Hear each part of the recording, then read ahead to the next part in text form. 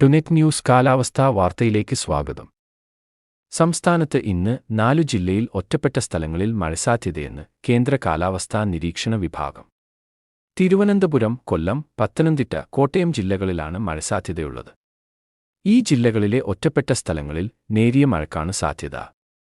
വടക്കുകിഴക്കൻ കാറ്റിന്റെയും അന്തരീക്ഷത്തിന്റെ വിവിധ ഭാഗങ്ങളിലായുള്ള ചക്രവാതച്ചുഴിയുടെയും എംജിഒയുടെയും സ്വാധീനത്താലാണ് മഴസാധ്യത നിലനിൽക്കുന്നത്.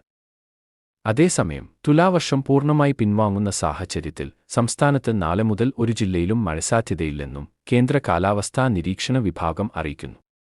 നാളെ മുതൽ എവിടെയും ഗ്രീൻ അലർട്ട് പോലും ഇല്ല.